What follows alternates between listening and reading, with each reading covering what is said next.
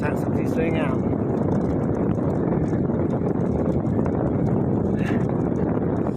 ลาดยางตีเส้นใหม่คงลงฟักไข่ต้องรายการครับ9 นาทีแล้ว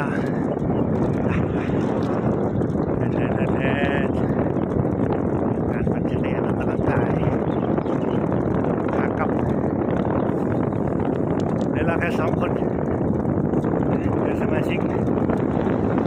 วันนี้ไม่พักกันเลยมันกลับแบบไม่พักเลยแรงมากๆทุกคนยอดเยี่ยมนี่คืออ่างน้ำพระส่วนของตรงนี้คือโค้งลงฟักไข่เวลามันจอยขอบอ่างก็จะเอาโผล่ตรงนี้ซอยตรงนี้เอาโผล่ตรงโค้งลงฟักไข่ตรงนี้เข้าบ้านนู่นเส้นทางที่สวยงามปั่นวันละนิดจิตแจ่มใสเพื่อสุขภาพของตัวเราเองในเวลาออกกำลังกายดูแลสุขภาพกันเด้อ